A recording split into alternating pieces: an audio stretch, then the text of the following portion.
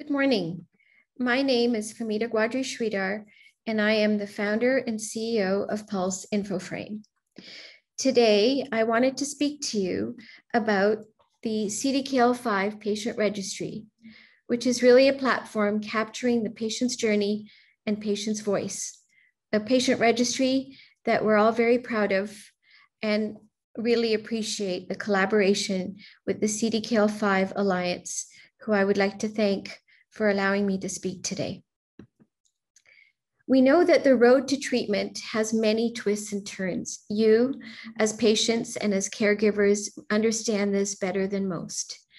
But to really be successful, we have to establish a strong foundation, a foundation that grows with your requirements and one that future-proofs your journey and your data so that we can continue to grow together.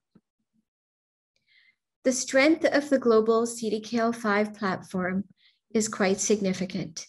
It brings patients together from all around the world, forming one powerful voice. Breaking down the siloed databases that people have, which are all very important and can contribute to the future growth, but ultimately working towards unifying a collaboration for the purpose of accelerating science and research, and ultimately forming a strong community in support of patients and caregivers. So what do we mean by this? We know that to succeed, we need to work together to advance treatment. If we think about patients, you and patient groups, we understand the important role that patients and patient groups play, and we're proud to involve them in our development process. We know that the key opinion leaders, physicians, and researchers are really interested in being able to utilize data to advance research and to advance new hypotheses. Sponsors, pharmaceutical companies, biotech companies, and others are also equally important because all of the data that comes from patients and from researchers and from clinical sites ultimately are there to support the creation and the understanding of new drugs that can be developed to support the CDKL5 community. And our role as a company that's providing the platform is one that works together in tandem with each of these groups to really understand what each of the stakeholders need and want and why it's important. Nothing can happen without patients. And so when we talk about the patient registry, it truly is a registry by the patients for the patients. The patient voice is key to help us overcome challenges, especially in rare disease drug development, to categorize a disease and identify commonalities. And I'm going to talk more about that. Understand disease progression. Every patient journey is different. When we were building the CDKL5 registry, I had an opportunity to work with people in the UK. Here you can see Carol Ann at a meeting in Boston. And we were there together really trying to understand as a community what some of the important considerations are from a patient's perspective and what some of the missing links are from a physician and researcher perspective. And what is it that sponsors are truly looking for that can really help us accelerate the time that it would take to get treatment. Endpoints for trials are also very important. So how do you understand the right data to collect? We have a tendency to want to collect everything we possibly can, but let's think about it. Imagine if you went to a grocery store and you were asked to put whatever you need in a basket, but you only have one basket. And ahead of you, you have so many choices. You would try to put as many things as you possibly can. But sometimes when you do that, you can't make anything from all of those ingredients. You have no cake you can bake. You have no appetizer you can make. And I'm using this only as an example to say that sometimes we have a tendency to try to collect a lot of information, but the information has to be thought about in advance. What is it that we want to study? What are the things that we want to know? And so taking a very pragmatic approach, really understanding what is going to be required and being thoughtful about what we're asking patients to provide, because they have a lot on their plates, as well as their families and caregivers. We know, though, that it's important to characterize every patient, not only because every voice matters, but because every patient has a different patient journey. And it is this difference that really creates complexity when we're looking at drug development, where sometimes drugs will work at a certain point in the patient's journey and not in others. And so part of what the patient registry does is to try to really understand a patient's journey. Think about your own journey, the time to diagnosis, the time to treatment, the time to actually see the specialist that you need. Each of these are different with every single patient and every single patient group. So together, what we have to do is really understand several components that are important to create this map around the patient journey. What are the symptoms that each patient has? What are the diagnoses and the diagnoses odyssey or the journey? What happens with each patient in the condition progression? As a child grows and gets older, what are the different things that happen, the different manifestations? What are the different treatments that occur? And then what are the different ways to manage the condition? And to do this, you need a lot of structure. You need information that comes in a way that can be standardized and understood so that we can understand across many patients how their journey differs and how those data can be analyzed to support a better understanding of the disease and to support drug development. The CDKL5 registry, this initiative started over 3 years ago, actually in 2017. And here, working with the Lulu Foundation and the University of Pennsylvania and Dan Lavery and his group, we were able to come up with a mechanism to really understand what was going to be required by the community, by talking to the community, by talking to patients, by talking to researchers, by talking to key opinion leaders who are the experts in treating CDKL5. And essentially what we knew we needed was a secure, private, compliant cloud-based infrastructure, which would allow people to collaborate from all over the world. We need to make sure that families are providing consent and they're fully consented so that they can understand and learn about what is going on in the CDKL5 community and contribute to the formation of clinical trials. Ultimately, we know why this was started, and I've put this case study here. I won't read it all, but we know that some of the issues were that we couldn't categorize some of the problems and some of the experiences that patients and families had, whether it was with quality of life or the lifetime cost of treatment or the social impact of the condition on the family and their caregivers. So why was this registry really important? Why was it needed?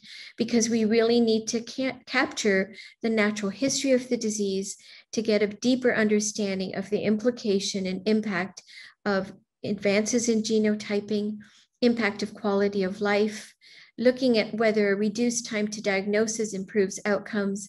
And that's where the patient registry plays a very key role. How was it developed? Well, it was developed through a collaboration with the Lulu Foundation and the Orphan Disease Center at UPenn. And this is important because nothing goes forward without collaboration. And we know that there were different initiatives underway. And so one of the things that we were able to do as a community is work together with Helen Leonard and the IFCR and really build a really nice opportunity to collaborate so that patients knew that as they contribute data into this CDKL5 registry, the CDKL5 registry would then also be able to, with patient consent, share data with Helen and her colleagues so that they can study and advance additional areas that are still in question and left open. And so that, and what this has also created is a terrific opportunity to build new ways to study data and to create new studies, such as the exciting new study that will be put in place to better understand endpoints. This diagram seems a little bit busy, and it is, and I apologize. But let's look at where data comes from, because this is important. There are existing data that many of you have collected, and those data are important. We don't want to waste them. And so part of the initiative that we're currently engaged in is really understanding how do we use the data that are already there, and how do we ingest them and make sure that they're still usable. And then secondly, we need to look at patient-generated data, the data that you put in as part of the patient registry. Over time, though, the sky is the limit. We can look at bringing in wearables in our platform, ingesting data directly from electronic health records, pathology, claims, billing, etc. But why is this important? Remember the slide with the patient journey. Each of these components is an important part of the jigsaw. We can start with some things with novel data, but we can continue to add and continue to grow so that ultimately on the right-hand side, what you see here is that we are enabling access to clinical trials, helping with designing studies that actually have the patient voice included in them, creating this global collaboration with bigger, global, broader clinical networks. And ultimately, the quality of the data has to be of the highest level in order for it to be available and accessible for regulators. There is nothing worse than collecting data that is not usable by the regulatory agencies. And that's why we have designed our platform in a way that actually aligns with what the regulators are looking for. A traditional way that people used to focus on building real-world data registries and patient registries was really one by one, as you see on the left-hand side. Working with the Office of Rare Disease over several years, we have come up with a platform that has common data elements, things that are common across diseases. And why is this important? As we build on this foundation, again, the foundation that you saw with the journey, with a small house growing into a bigger house, to get there, we want to be able to look across diseases. We want to be able to understand what is common potentially between CDKL5 and other conditions, because sometimes the cures, the opportunities for new treatments can only be found by collaborating across, but also, most importantly, within. Each of these components that you see in the foundation are highly structured. They meet a regulatory standard, capturing and collating the data in a way that helps the regulators understand exactly what is being collected and why. Here, I share a little bit about the different phases of a clinical trial, but I'm going to skip this and go to this slide, which is really about you. How can patients and patient advocacy groups support drug development? Well, by contributing to a patient registry. Think of the inputs that you have all along the way. Your data helps to inform preclinical information, trial design, understanding how many patients, what design of study, how do we become more efficient in terms of what we do? And finally, the data that comes out is important for analysis and ultimately dissemination. And what that means is, can we publish? Can we share? Can we make the data usable? And ultimately, can the data be significant enough that once a drug comes to market, we're also able to support pricing reimbursement, because that's really the ultimate goal. Patient engagement is something that is a critical part of this. And so the first thing that we're doing is beginning to expand this registry, with the Italian registry joining next, and we're very excited about that. And also giving the patient the opportunity to really contribute how they feel in a qualitative way, questions around how am I doing, and also being able to share data back, because continually asking for information without giving something back is not engaging. And so we have taken a lot of time and speaking to patients and learning from our other registries to really understand how to engage patients, to continue to ask for your feedback and continue to evolve and grow, so that truly we're addressing many of these engagement obstacles, which are often a problem. We know that patients cannot, especially now during COVID, travel as much. And so instead of the patient going to the technology, it's really about the technology going to the patient and their family and caregivers. And we know that there's already a significant burden on people. So how do we make this easy? What we've done is really made sure that end-to-end patient engagement is possible through mobile access, through a guided onboarding process, to make sure that there's content, to make sure that you're getting data back and insights, and that there is communication set up with you so that you know when there are new studies, new surveys, new information. Ultimately, when I was talking to patients and their caregivers when we were building this registry, it struck me that often one mother described to me that if she had a child who was seizuring, she needed to enter data using one hand on a phone. And so listening to this, we understood that we needed to make sure that there were opportunities to provide data in different ways, whether it was mobile, tablet, or desktop. So again, the choice is yours as to how you want to contribute.